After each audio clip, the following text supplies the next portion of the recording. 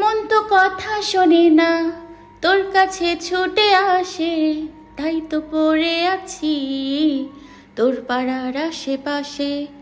মনটা কিছু বোঝে না, তোর খোঁজে রাত জাগে, তাই তো ঘুম আসে না, বড্ড একা লাগে।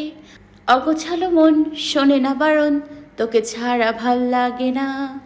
মন তো কথা শোনে না, তোর কাছে ছুটে আসে, তাই তো পড়ে আছি তোর পাড়ার আশেপাশে। চোখের জলে আড়ালে খেলা শুধুই দেখেছিলে, যন্ত্রণারই আগুন নিলে পড়েছি যে বোঝনি তা। অভিমানী চুপটি করে এসেছি তাই দূরে সরে, বোঝাতে চেয়েও পারিনি তাই বোঝাতে লুকোনো কথা। অপর পাশ থেকে জিসান গেয়ে উঠল, ইট পাথরের এ শহরে, গাড়ি বাড়ির এ বহরে, খুঁজছে মন ভীষণ করে অনিশিতা। ইট পাথরের এ শহরে, গাড়ি বাড়ির এ বহরে, খুঁজছে মন ভীষণ করে অনিশিতা। জীবন যখন থমকে দাঁড়ায়, স্বপ্নগুলো দৃষ্টি ছাড়ায়, তৃষ্ণা বুকের বৃষ্টি হারায় অনিশিতা। জীবন যখন থমকে দাঁড়ায়, স্বপ্নগুলো দৃষ্টি ছাড়ায়, তৃষ্ণা বুকের বৃষ্টি হারায় অনিশিতা। এখন থেকে এই চোখ জোড়া পুরোপুরি ঢেকে রাখবে, তোমার ফ্রেন্ড নিশিকেও দেখাবে না। আর হ্যাঁ, ভুলে ওকে স্পর্শ করবে না, নইলে আমি কি করতে পারি সেটা তোমার কল্পনারও বাহিরে। মিহিরানের কণ্ঠে রীতিমতো হুমকি শুনে নীলিমার গলা শুকিয়ে গেল, মুখের ভাষাগুলো মনে হয় হারিয়ে গেল। কোনো রকমে নিজেকে নিয়ন্ত্রণ করে গাড়ির দরজা খুলে বেরিয়ে গেল। মিহিরান নীলিমার যাওয়ার পানে তাকিয়ে বাঁকা হেসে অফিসের উদ্দেশ্যে রওনা দিল। এদিকে ক্লাসে গিয়ে পেছনের বেঞ্চে বসেছে নীলিমা। ওর ক্লাসের কেউ ওকে এখনো চিনতে পারেনি। নিশিকে ক্লাসে ঢুকতে দেখে নীলিমা ওর সামনে গিয়ে বলল, আজ পেছনের বেঞ্চে বসেছি, তুইও এখানে এসে বস। নিশিত নীলিমাকে দেখে প্রথমে চিনতে পারেনি, অতঃপর নীলিমার কণ্ঠ শুনে চিনতে পেরেছে। নিশিত নীলিমাকে আপদমস্তক দেখে 120 ভোল্টেজের শক খেয়েছে। চোখ জোড়া বড় করে বলল, তুই এভাবে আগাগোড়া ঢেকে এসেছিস কেন? তোর চোখও তো দেখা যাচ্ছে না। নীলিমা নিচু স্বরে বলল, তোর প্রিয় দুলাভাই আমাকে নতুন লুক দিয়েছে, সুন্দর না? ব্যঙ্গাত্মক স্বরে বলল নীলিমা। নিশি আরও কিছুক্ষণ নীলিমার দিকে তাকিয়ে থেকে হো হো করে হেসে উঠল। কিছুক্ষণ পর হাসি থামিয়ে বলল, আরে দুলাভাইকে তো হিংসার জন্য পুরস্কার দেওয়া উচিত। এনিওয়ে, নতুন লুকে তোকে কিন্তু একদম অন্যরকম লাগছে। মনে হচ্ছে কোনো পদ্মাশীল নারী আমাদের ইউনিভার্সিটিতে এসেছে। সত্যি ভাইয়া তোকে অসম্ভব রকমের ভালোবাসে। ইস, আমার হাদারাম বয়ফ্রেন্ডরা যদি এভাবে আমার কেয়ার করতো কতই না ভালো হতো। তবু আমি শুক্রিয়া আদায় করি, আমাকে এইরকম কেয়ার না করলেও জিসান আমাকে চোখে হারায়। বলেই নীলিমার হাত ধরে পেছনের বেঞ্চে নিয়ে যেতে লাগলো। হঠাৎ নীলিমা নিশির হাত এক ঝটকায় ছাড়িয়ে দিল।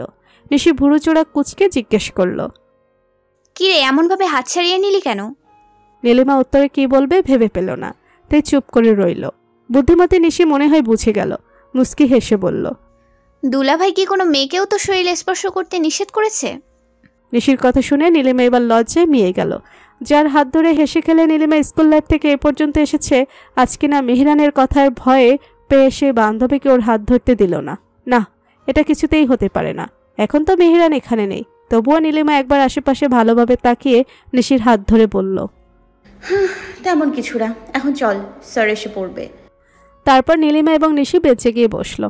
ক্লাস শেষে ওরা ইউনিভার্সিটির গেটের সামনে দাঁড়াতেই সেখানে জিসান এসে হাজির হলো। নিশির দিকে তাকিয়ে জিসান মুস্কি হেসে বলল, কি গো, নীলিমাকে ছেড়ে কি এখন এই বোরকাওয়ালিকে বেস্ট ফ্রেন্ড বানিয়েছো? নিশি ফিসেল হেসে বলল, আরে এই বোরকাওয়ালি তো নীলিমা। তুমি ওকে চিনতে পারোনি তাই না? জিসান এবার নীলিমার দিকে ড্যাব ড্যাব করে তাকিয়ে বলল, এটা সত্যি নীলিমা? আমার তো বিশ্বাসই হচ্ছে না। নীলিমা রাস্তার দিকে তাকিয়ে দেখলো মেহরানের গাড়ি দেখা যাচ্ছে না। এর মানে মেহরান এখনো আসেনি। নীলিমা সেই সুযোগে জিসানের দিকে তাকিয়ে বলল, আসলে আমার হাজবেন্ড আমাকে এভাবে আসতে বলেছে, তাই আর কি। জিসান তো শুনে পুরোটাই অবাক, নিশির দিকে তাকিয়ে বলল, নিশি সোনা, এখন থেকে তুমিও এভাবে ইউনিভার্সিটিতে আসবে। জিসানের কথা শুনে নিশিতে এবার আকাশ থেকে পড়ল, দুষ্টু হাসি দিয়ে বলল, বাবা, আমার হাদারাম বয়ফ্রেন্ডটা দেখি একটু বুদ্ধিশুদ্ধি হয়েছে। যাক, এতদিনে একটা কেয়ার তো করলে, এতে আমি ধন্য হলাম প্রিয়। নিশির কথা শুনে নীলিমা এবং জিসান উচ্চ শব্দে হেসে উঠল। এদিকে কয়েক মিনিট আগে সেখানে এসে হাজির হয় মেহরান। গেটের সামনে নীলিমা, নিশি এবং জিসানের হাসাহাসি দেখে ওর মাথায় রক্ত চড়ে যায়। নীলিমার দিকে তীক্ষ্ণ দৃষ্টিতে তাকিয়ে থাকে। অপরদিকে নীলিমার রাস্তার দিকে চোখ যেতেই মেহরানকে গাড়ির কাছে দাঁড়িয়ে থাকতে দেখে ভয়ে ওর আত্মা শুকিয়ে যায়। নিজেকে ভালোভাবে একবার দেখে ভাবল, না, সবকিছু তো ঠিকঠাক আছে, তাহলে উনি এমনভাবে আমার দিকে তাকিয়ে আছে কেন? ভেবেই নীলিমা নিশি এবং জিসানের কাছ থেকে বিদায় নিয়ে মেহরানের কাছে এসে বলে, আমি আপনার জন্য গেটের বাইরে অপেক্ষা করছিলাম।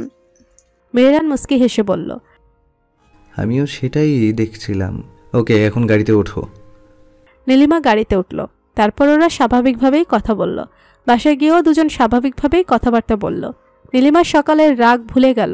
আসলে নীলিমা মেহরানকে যেদিন থেকে ভালোবেসেছে সেদিন থেকে মেহরানের প্রতিও রাগ করে বেশিক্ষণ থাকতে পারে না। মেহরান একটু ভালো করে কথা বললে নীলিমা দুর্বল হয়ে যায়। আজও তার ব্যতিক্রম হলো না। দুজনে বেশ হাসি খুশিতেই দিন কাটালো। রাত 10টা বাজে নীলিমা ঘুমিয়ে পড়তে মেহরান হাতে একটি বড় ব্যাগের মধ্যে মোটা দড়ি নিয়ে বেরিয়ে গেল। পরের দিন নীলিমা ইউনিভার্সিটিতে গিয়ে ক্লাসে ঢুকে দেখল পেছনের বেঞ্চে বসে নিশি কান্না করছে। নিশির চোখ জোড়া ফুলে গেছে। নীলিমা চিন্তিত মুখ নিয়ে ওর কাছে গিয়ে বলল, কি রে, কি হয়েছে তোর? কান্নাকাটি করে চোখ মুখ ফুলিয়ে রেখেছিস কেন?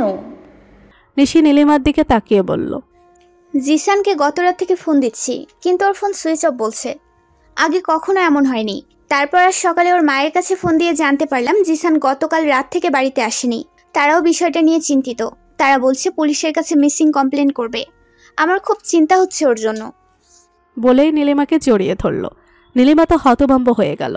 ওর মনে একটাই প্রশ্ন ঘুরপাক খাচ্ছে, গতকাল মেহরান ওদেরকে একসাথে দেখে জিসানকে নিয়ে সন্দেহ করেনি তো? তাহলে কি মেহরান জিসানের সাথে কিছু করেছে? এটা কিভাবে সম্ভব? নীলিমা নিশির পিঠে আলতো করে হাত বুলিয়ে বলল, প্লিজ এভাবে কান্না করিস না, জিসান ভাইয়া ঠিক ফিরে আসবে। গতকাল রাত থেকে এখন পর্যন্ত জিসানের কোনো খবর পাওয়া যাচ্ছে না, আর তুই আমাকে সান্ত্বনা দিচ্ছিস? চোখের পানি মুছে বলল নিশি। নীলিমা নীরব রইল, ভাবল ওর সন্দেহ যদি ঠিক হয় তাহলে এর একটা হস্তন্যস্ত করেই ছাড়বে। বিনা দোষে জিসান ভাইয়া এভাবে শাস্তি পেতে পারে না। এইবার তো আমাকে কঠোর হতেই হবে। এদিকে গতকাল রাত থেকে একটি রুমের মধ্যে একটি চেয়ারের সাথে মোটা দড়ি দিয়ে বেঁধে রাখা হয়েছে জিসানকে। তার চোখ জোড়া কালো কাপড় দিয়ে বাঁধা। গতকাল রাত থেকে তার মুখে সেলোটেপ দেওয়া ছিল। কিছুক্ষণ আগে কেউ একজন খুলে দিয়েছে।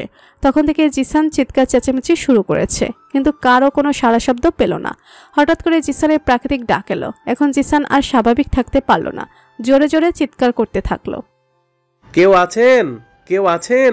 আমার খুব জোরে ইয়ে পেয়েছে, এখনো আমায় এভাবে বেঁধে রাখবেন? এভাবে বেঁধে রাখলে আমি কিন্তু এখানেই কাজ ছেড়ে ফেলবো, তখন আপনাদেরই পরিষ্কার করতে হবে।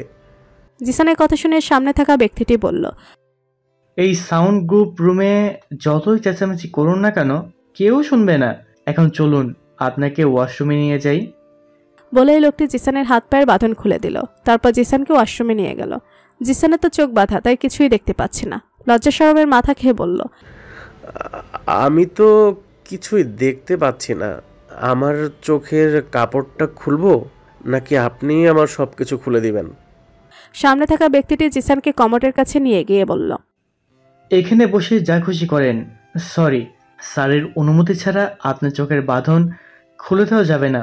আপনার হয়ে গেলে আমাকে ডাক দিবেন। বলেই লোকটি দরজা আটকে চলে গেল। জিসান পড়ল মহাবিপদে।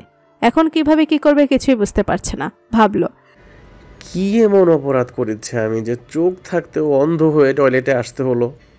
ভেবে আন্দাজ করে প্রকৃতির ডাকে সাড়া দিল। তারপর কোনো রকমে ফ্রেশ হয়ে ওই লোকটিকে ডাকলো। জিসান ডাক দেওয়ার সাথে সাথে লোকটি তাকে ওয়াশরুম থেকে নিয়ে গিয়ে আবারও সেই চেয়ারের সাথে বেঁধে দিল। জিসান লোকটিকে জিজ্ঞেস করলো, দয়া করে বলবেন আমি কি এমন অপরাধ করেছি যে আমাকে এভাবে কিডন্যাপ করা হয়েছে, আর আমাকে কে কিডন্যাপ করেছে? জিসানের প্রশ্ন শুনে লোকটি কিছু বলতে যাবে, তার আগেই একটি পুরুষালী গম্ভীর কণ্ঠস্বর ভেসে আসলো, তোকে আমি তুলে এনেছি শাস্তি দেওয়ার জন্য। মেহরানের গম্ভীর কণ্ঠ শুনে লোকটি পেছনে তাকালো, আর জিসানের তো ভয়ে গলা শুকিয়ে গেল। আমতা আমতা করে বলল, আমি কি করেছি যে আপনি আমাকে এভাবে তুলে এনেছেন? মেহেরান তার পার্সোনাল অ্যাসিস্ট্যান্ট রোহানকে ইশারা দিয়ে একটি চেয়ার দিতে বলল। রোহান মেহেরানকে চেয়ার এগিয়ে দিল। মেহেরান চেয়ারের উপর আয়েশ করে পায়ের উপর পা তুলে জিসানের মুখোমুখি বসল।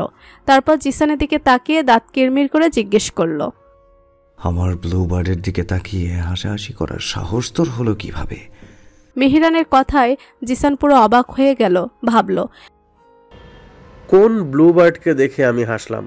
কই, আমি তো কিছুই জানি না। উনি নিশ্চয়ই ভুলে আমাকে এখানে তুলে এনেছে।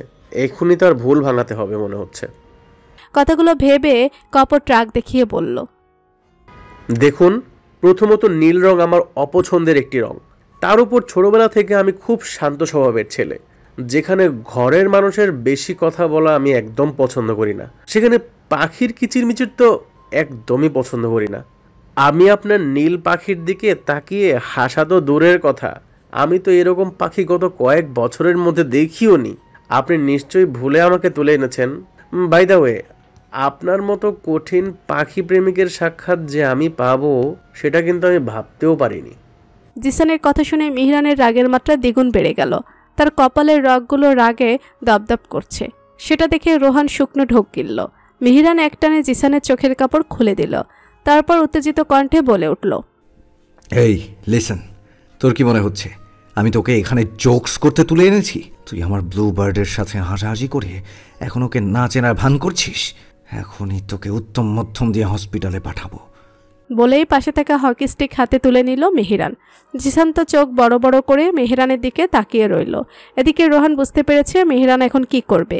রোহান মেহেরানের একটু কাছে এসে বলল, স্যার প্লিজ আপনি একটু শান্ত হন। উনি হয়তো ম্যাডামকে চিনতে পারেনি, আমি তাকে বুঝিয়ে বলছি। বলে রোহান জিসানের দিকে তাকিয়ে বলল, উনি হলেন আফরোজ মিনহাজ চৌধুরী। নীলিমা ম্যাডাম তার ওয়াইফ হন।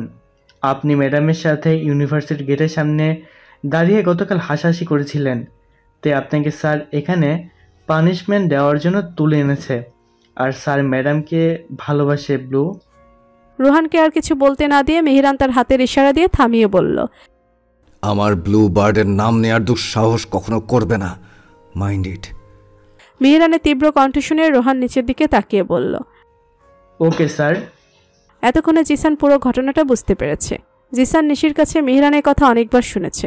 মেহেরান যে নীলিমাকে পাগলের মতো ভালোবাসে এটাও শুনেছে, কিন্তু জিসান এটা ভাবতে পারেনি নীলিমার সাথে সামান্য হাসাহাসি করার জন্য মেহেরান এমন একটা ভয়ঙ্কর কাজ করতে পারে।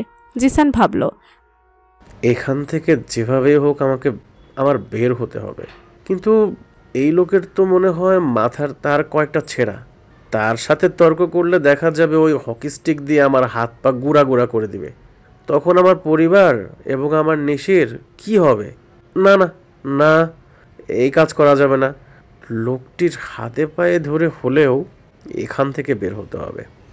ভেবে জিসান কাচুমাচু করে মেহেরানের দিকে তাকিয়ে হালকা তোতলানো কণ্ঠে বলল, ভাইয়া, আমাকে একটু পানি দেওয়া যাবে? মেহেরান বুঝতে পারলো জিসানের গলা শুকিয়ে গেছে, তাই সে রোহানকে ইশারা করতে রোহান তৎক্ষণাৎ জিসানকে গ্লাস ভর্তি পানি এগিয়ে দিল।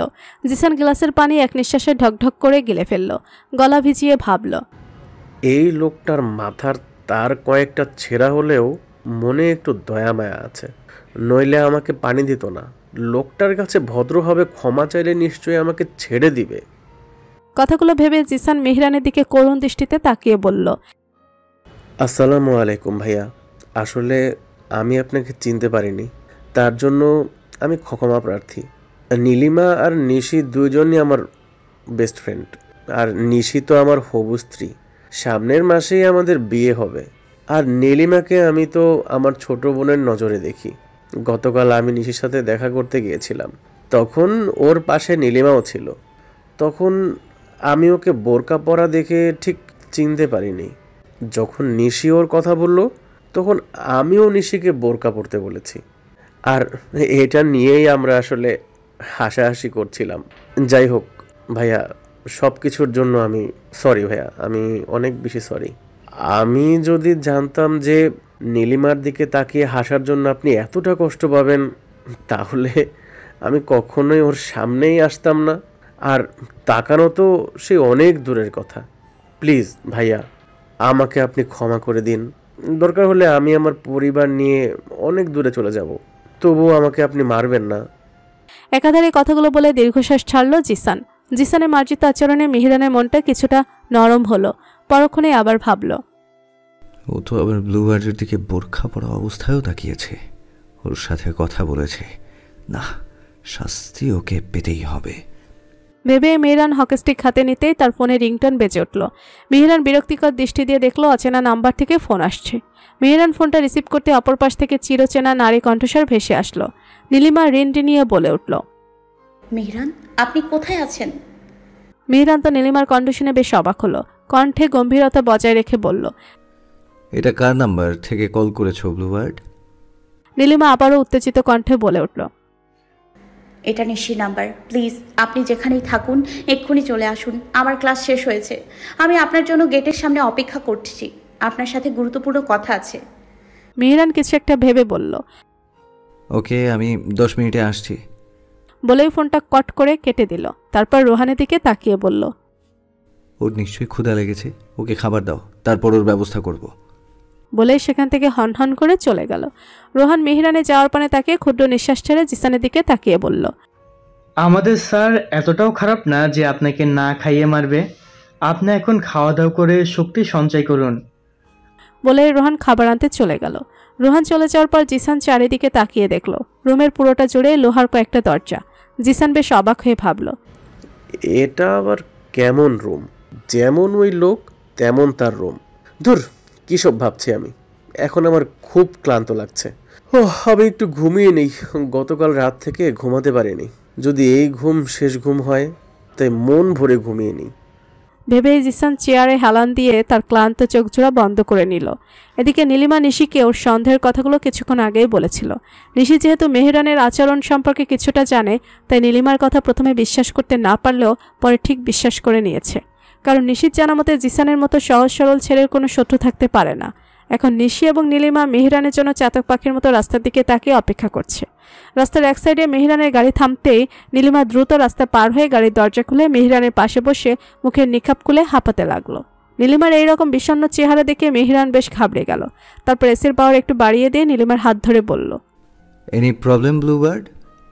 মেহরানের কথা শুনে নীলিমার ইচ্ছে করলো তাকে কয়েকটা কঠোর কথা শোনাতে, কিন্তু এই মুহূর্তে মাথা গরম করলে চলবে না, তাহলে হিতে বিপরীত হয়ে যাবে।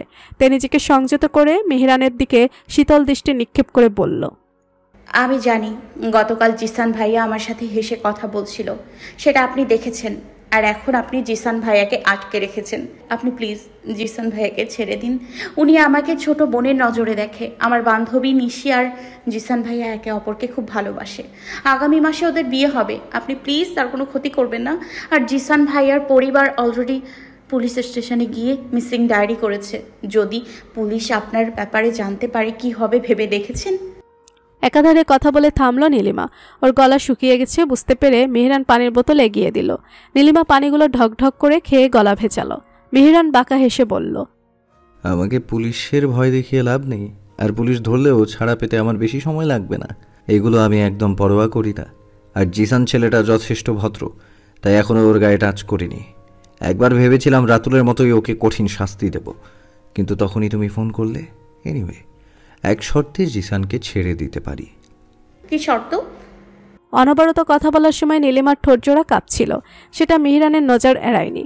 সে কখন থেকে মেহরান নীলিমার ঠোঁটজোড়ার দিকে লোভনীয় দৃষ্টিতে তাকিয়ে আছে সেটা একদমই খেয়াল করেনি নীলিমা।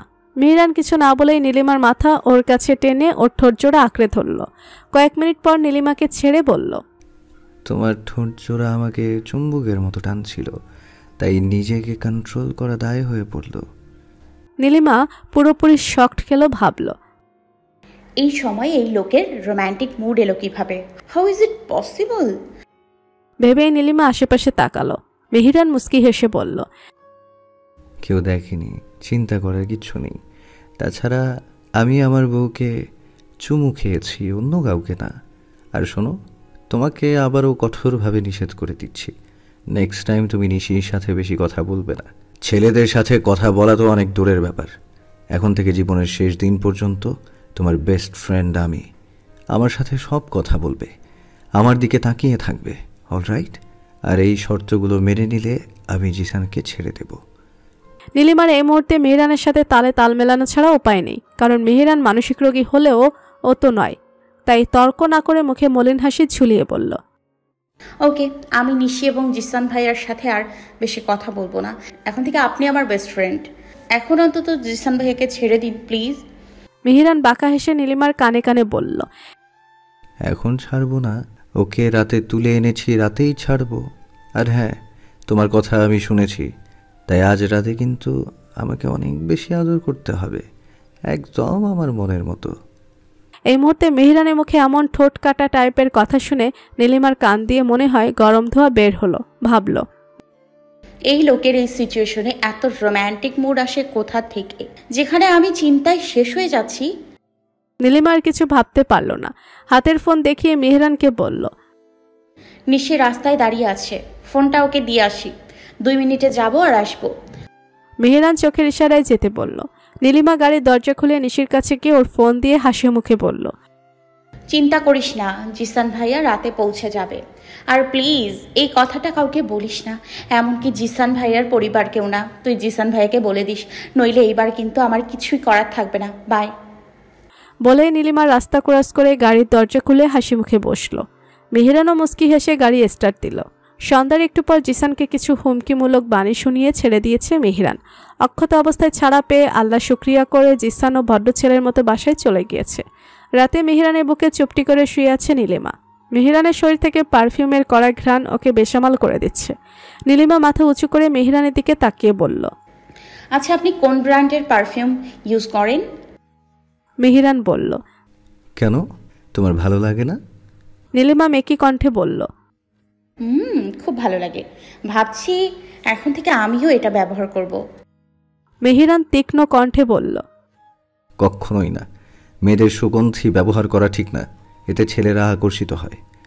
তাহলে আপনি কেন পারফিউম ইউজ করেন? আপনার প্রতিও তো মেয়েরা আকর্ষিত হবে। মেহেরান ক্ষুদ্র নিঃশ্বাস ছেড়ে বলল, ওকে, আমি আর কখনো পারফিউম ব্যবহার করব না। নীলিমা এবার তড়িঘড়ি করে বলল, এই না না, আপনি আমি দুজনেই পারফিউম ইউজ করব, তবে সেটা শুধু ঘরের ভেতরে। বুদ্ধিটা দারুণ না?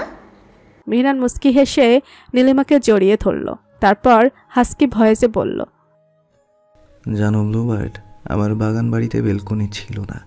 আমি জানি ওখানে যাওয়ার পর তোমার খুব খারাপ লেগেছে, কারণ তুমি খোলা বারান্দায় দাঁড়িয়ে আকাশ দেখতে পছন্দ করো। তাই আবার তোমাকে আগের বাড়িতে নিয়ে এসেছি।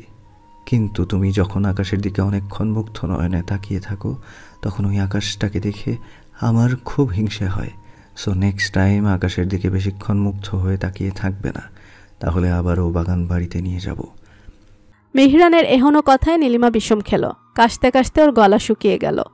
মেহেরান টি টেবিলে থাকা পানির গ্লাস নিয়ে নীলিমার দিকে এগিয়ে দিল। নীলিমা এক নিঃশ্বাসে পানি পান করল। তারপর মেহেরানের দিকে ড্যাব ড্যাব করে তাকিয়ে ভাবল, এই তো দেখছি হাই লেভেলের সাইকো। না, এভাবে চুপ করে থাকলে হবে না, তাকে অবশ্যই ভালো কোনো সাইকিয়াট্রিস্ট দেখাতে হবে। নইলে যেই হারে সে কন্ট্রোললেস হয়ে যাচ্ছে, দেখা যাবে কয়েকদিন পর বলবে, জানো ব্লুবার্ড, আমার না তোমাকে জামা কাপড় পরা দেখলেও জেলাসি ফিল হয়, কারণ ওই জামা কাপড়ও তো তোমার শরীরে লেপ্টে থাকে। নেক্সট টাইম থেকে আমার সামনে আর জামা কাপড় পরবে না। কথাগুলো ভেবেই নীলিমা শুকনো ঢোক গিলল। পরক্ষণেই ভাবল, ছি ছি ছি, আমি এইসব কি ভাবছি? উনি এতটাও সাইকো নয় যে এই ধরনের কথা বলবে। অবশ্য তার তো ক্ষণে ক্ষণে যেভাবে মুড চেঞ্জ হয়, বলতেই বা কতক্ষণ। সকালে নীলিমা ইউনিভার্সিটিতে গিয়ে ক্লাসে ঢুকে দেখলো নিশি কোথাও নেই। নীলিমা বেশ অবাক হলো। ভাবলো নিশি তো কখনো ভার্সিটিতে আসা মিস করে না, আজ কি হলো? হঠাৎ নীলিমার মনে পড়ল নিশি মাঝে মাঝে ক্লাস মিস করে ইউনিভার্সিটির পেছনে কৃষ্ণচূড়া গাছের নিচে বসে থাকে। ওর নাকি সেখানে বসে থাকতে খুব ভালো লাগে। নীলিমা একটা ক্লাস করে সেই কৃষ্ণচূড়া গাছের কাছে যেতেই ওর চোখ জোড়া বড় বড় হয়ে গেল। নিশি অভিমানী কণ্ঠে গাইছে, চোখের জলে আড়ালে খেলা শুধুই দেখেছিলে, যন্ত্রণারি আগুন নিলে পড়েছি যে বোঝনি তা, অভিমানী চুপটি করে এসেছি তাই দূরে সরে, বোঝাতে চেয়েও পারিনি তাই বোঝাতে লুকোনো কথা। অপর পাশ থেকে জিসান গেয়ে উঠল, ইট পাথরের এ শহরে, গাড়ি বাড়ির এ বহরে, খুঁজছে মন ভীষণ করে অনিশিতা। ইট পাথরের এ শহরে, গাড়ি বাড়ির এ বহরে, খুঁজছে মন ভীষণ করে অনিশিতা। জীবন যখন থমকে দাঁড়ায়, স্বপ্নগুলো দৃষ্টি ছাড়ায়, তৃষ্ণা বুকের বৃষ্টি হারায় অনিশিতা। জীবন যখন থমকে দাঁড়ায়, স্বপ্নগুলো দৃষ্টি ছাড়ায়, তৃষ্ণা বুকের বৃষ্টি হারায় অনিশিতা। ওদের দুজনের এই আবেগঘন গান শুনে নীলিমা ইমোশনাল হয়ে গেল। ভাবলো দীপান্বিতা গানটাকে উল্টিয়ে জিসান ভাইয়া নিশির নাম নিয়ে কি সুন্দর করে গাইল। ভেবেই ওদের কাছে গিয়ে বলল, কি হয়েছে তোদের, এমন ইমোশনাল গান গাইছিস কেন? নিশি নীলিমার দিকে তাকিয়ে বলল, তোর ভাইয়া চেঞ্জ হয়ে গেছে। আমাকে বলছে আমি নাকি সুন্দরভাবে চলাফেরা করি না। এখন থেকে তোর মতো আমাকে আপাত মস্তক ঢেকে বাইরে যেতে হবে। আমি বুঝেছি ও দুলাভাইয়ের ছোঁয়া একদম সেরকম হয়ে গেছে। নীলিমা এবার বেশ মজা পেল। এতদিন নিশি মেহরানে খুব সাপোর্ট করেছে, আজ ওকে খুব ভালো করে জব্দ করা যাবে। নীলিমা দুষ্টু হেসে বলল, আরে বাহ, এটা তো খুব ভালো কথা।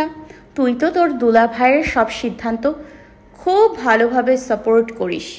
এখন সমস্যা কোথায়? জিসান ভাইয়া তো ঠিকই বলেছে, আজকাল পথে ঘাটে মেয়েরা নিরাপদ নয়। জিসান আশেপাশে তাকিয়ে নীলিমাকে বলল, নীলিমা প্লিজ তুমি এখান থেকে চলে যাও। মিহরান ভাইয়া এসে পড়লে এবার আমাকে সোজা উপরে পাঠাবে। নীলিমা উচ্চ শব্দে হেসে বলল, ভাইয়া আপনি বোকা নাকি? আমাদের ইউনিভার্সিটিতে আইডি কার্ড ছাড়া ঢোকার অনুমতি নেই। উনি চাইলেই এখানে হুট করে আসতে পারবে না। আর এখন ক্লাস টাইম চলছে, উনি তো কিছুই জানে না আমরা এখানে আছি। নীলিমার কথা শুনে জিসান একটা স্বস্তির নিঃশ্বাস ফেলল। এদিকে নিশি জিসানের দিকে তাকিয়ে কটমটিয়ে বলল, তুমি আমাকে বিয়ের আগে এরকম শাসন করা শুরু করেছো, তাহলে বিয়ের পরে কি করবে? বিয়ের আর 1 মাস বাকি আছে। যেদিন বিয়ে হবে সেদিন বুঝবে আমি কি।